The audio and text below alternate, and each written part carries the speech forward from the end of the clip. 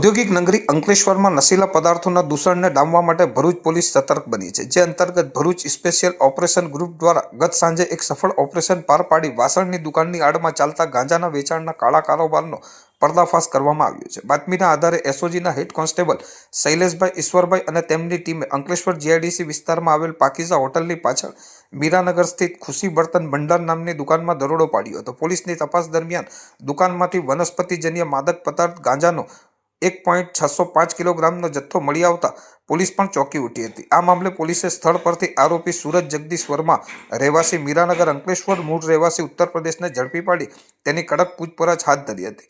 Police તપાસમાં બહાર આવ્યું છે કે આરોપી સુરજ વર્મા પોતાના વાસણની દુકાનમાં વધુ પૈસા કમાવાની લાલચમાં ગાંજાનું છૂટક વેચાણ કરતો હતો। આ નશીલા પદાર્થનો જથ્થો તેને અંકલેશ્વરના જીતાલી વિસ્તારમાં આવેલ આલિશાન સોસાયટીમાં રહેતા સુભાષ શિવચંદ્ર યાદવ નામના શખ્સે પૂરો પાડ્યો હતો। પોલીસે ઘટના સ્થળેથી 80,250 રૂપિયાની કિંમતનો 1.605 કિલો ગાંજો, 5,000 રૂપિયાનો એક મોબાઈલ ફોન અને 700 રૂપિયા રોકડા મળી કુલ 85,950 રૂપિયાનો મુદ્દામાલ જપ્ત કર્યો છે। આ કામગીરી બાદ આરોપીઓ વિરુદ્ધ narcotic drugs and psychotropic substances act 1985ની વિવિધ કલમ હેઠળ ગુનો નોંધી કાયદેસરની કાર્યવાહી હાથ ધરવામાં આવી છે। હાલમાં અંકલેશ્વર જીઆઈડીસી પોલીસે મુખ્ય સપ્લાયર સુભાષ યાદવને વોન્ટેડ જાહેર કરી તેને પકડવા માટે ચક્રો ગતિમાન કર્યા છે। આ સમગ્ર કેસની